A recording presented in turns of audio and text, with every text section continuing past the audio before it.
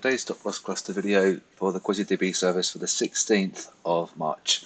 We'll start with pound USD because this is one of our signals. Remember that monthly pivot's your bias, so it's your line in the sand. You buy dips when it's above and then you sell the rips when it's below. So because we're below monthly pivot, we should be looking to sell. I did actually re-enter. I got stopped out. I entered before the signal came, and I probably should have taken profit, and I let it all come all the way up to my break even. I think I made like 20 pips, which is very annoying, and it looks like it's fallen again. So it goes with that narrative that you sell the rips below monthly pivot, and it's looking like it's doing that.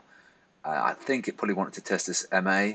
If we zoom in a bit, so it's just a nasty wick, and it's so infuriating to witness. So I think going forward, we want to be checking the high time frames really, because these low time frames, hourly and below, can really they can really irk you, and if you're not careful, it can make you quite stressed. So I found myself getting quite stressed. So I got stopped out unnecessarily, but I got my I had to obey my risk management, so that's why I'm out. I did re-enter, but ideally I want all these red blocks, to form up. But the sentiment is actually a buy, which is a bit of a worry. But yeah, it's a bit tricky. I think if we get above this particular spike, I'll just get out. Are we looking? It's like an 18 pip. And if we do rally, then it looks like we could want to go above monthly pivot. Don't forget we've got Fed tomorrow and then BOE Thursday. So this is probably not an ideal pair to be trading this week.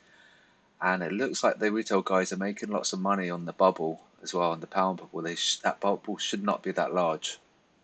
So I think, well, it should shrink, or they just have a big payday today, which would be unusual.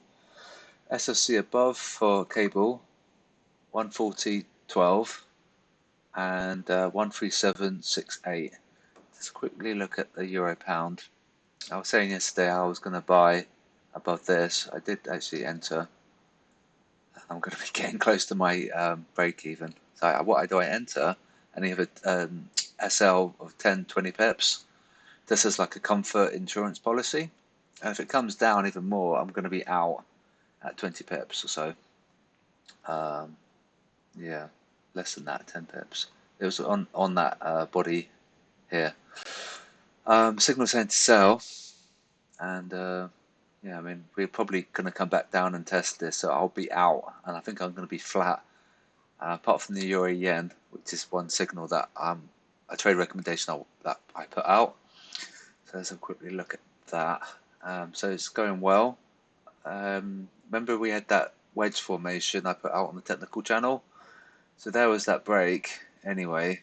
See how it respected that low, and so it was a sell really here, and I had to chop around and like mess around and be really annoying and sideways. Now we're falling. If we break the round number, it could be quite significant. The signal is saying to sell, but the sentiment's saying to buy. So the trading recommendation is going better than the actual signal. So that's interesting. So we'll be doing more trade recommendations on a weekly basis, I think, because these sentiment is so choppy. I think the technical is quite reliable. And if you look at that break, for example, we had some resistance up there, as you can see.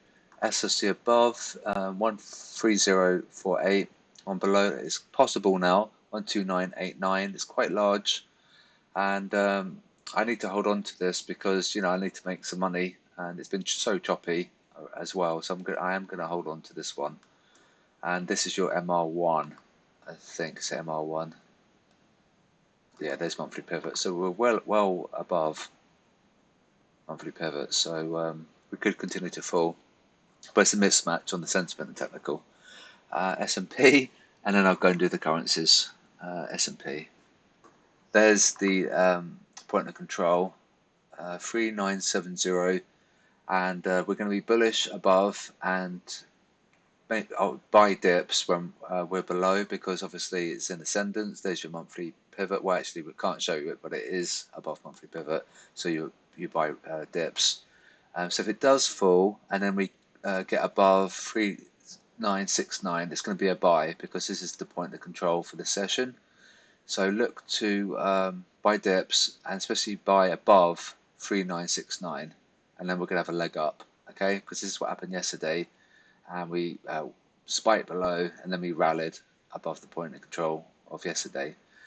So it's a bit tricky, but just remember on the big time frame we are very bullish and the sentiment is very strong for buy because the retail guys are heavily short, and they're not only short but they're adding.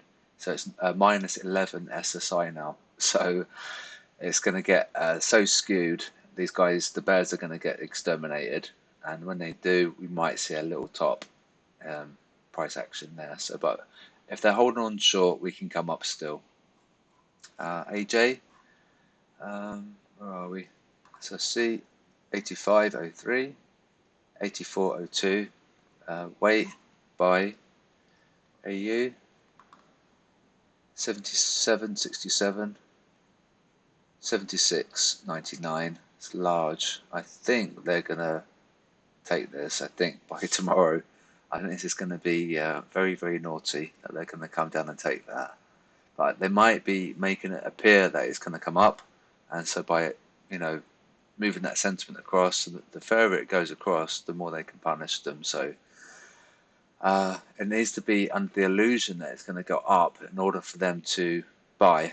And if they do buy, then it's going to become more of a sell. So it needs to look like it's coming up in order to fall, which is like a really counter trend, counterintuitive to think, but that's how it works. It's all an illusion and cloaks and daggers. So if you want something to fall, you want price to come up. So and then it can fall. So it's like you've got to think of that in time, before and after. So yeah, bit tricky. I think we might get that monthly pivot as resistance, 77.58, and that might just be enough to lure them into going long, and then it will fall and grab that stop loss cluster. So it's really evil. EA, one above, 15479, 15340. We are a sell and we're a sell. So that one does actually agree. Yesterday it was very mixed. So yeah, and we got that resistance there as well, as you can see. EU, there's your MS1, 119.36. We're below that now. Signal saying to wait. Moving average trend bearish, and the sentiment saying to buy. So it's a mismatch.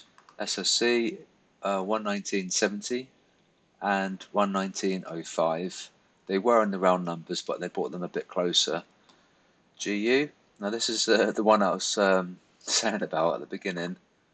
140.13 and 137.69. So ideally we want that to flip across, and then I'll be a little bit more confident. But at the moment it's currently a buy, but we want that to flip over the fence. NU. Now this was falling a lot, and then I got the notification to sell according to my indicator. So I'll have to ignore that a little bit. Perhaps change the time frame, like we were saying. So yeah, I mean it's quite sideways on the daily, and we're below monthly pivot, so broken that trend line on the daily. Go back to hourly. SLC 72.19 and 71.44. Signal saying to buy, the sentiment saying to buy, so they're in agreement. So yeah, less reliance on random indicators that you find on MetaTrader. Euro yen, we did cover that, so I think this is likely. I need this to fall, and ideally I'd like the pound yen to fall as well. So it's being bolstered by euro pound weakness, I think. SLC above 152.31, 150.66, MR1, I believe. Yeah, MR1 is here at 15159. Yeah, MR1 isn't that significant. It's really MR3, but now that would be well overextended, 159. So I don't think it's going to go up there. Yeah, so we're buy here, but we're signal saying to wait. Dollar yen, taking out the stop loss cluster. Yeah, can you see that wick?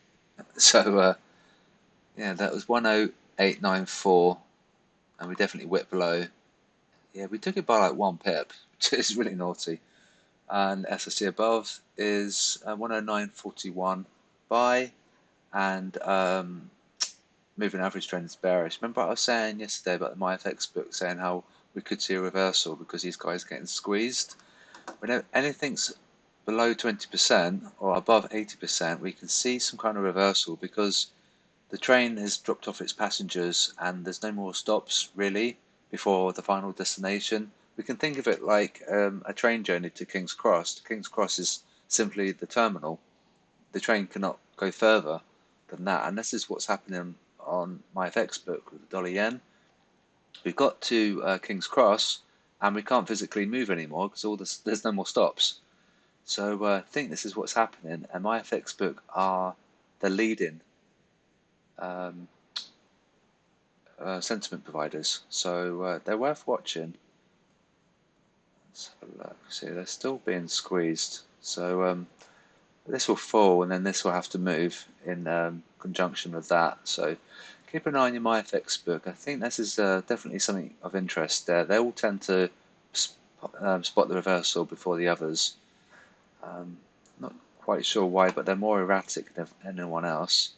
Dollar CAD and above is 125.14, 124.36. We sell, signal to wait.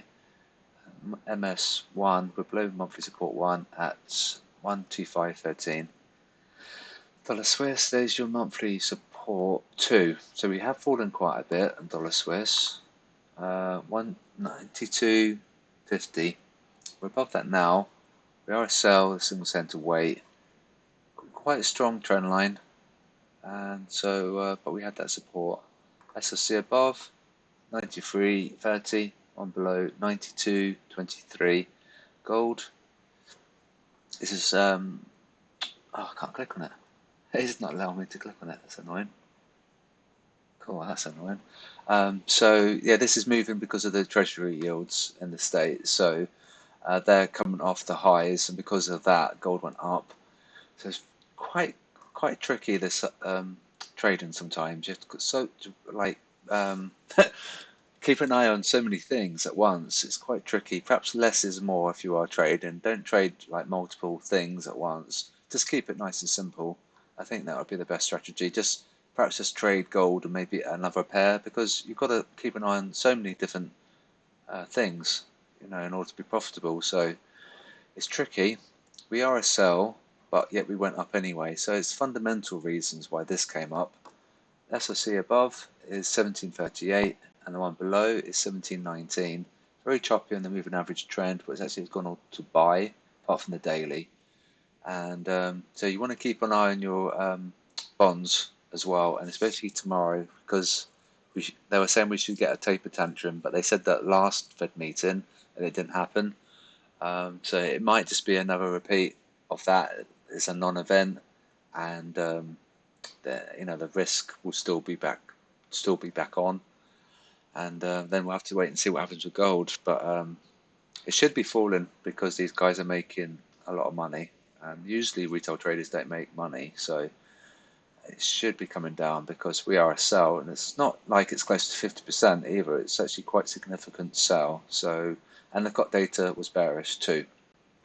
So yeah, fairly long video today. I was quite annoyed with the pound, but maybe it's a lesson learned. Don't get so annoyed. And to watch the euro pound as well if you're trading this one, and if you can the Dixie if your terminal provides it, the dollar index. So keep if you're trading the cable, euro pound and Dixie, and then you can get a big heads up about price direction. And another good tip, actually, indicators, perhaps having an oscillator on the small time frame, because the signal triggered we had quite nice profits, and then it was like oversold. We had a big rally. So maybe keep an eye on your oscillator on the small time frame.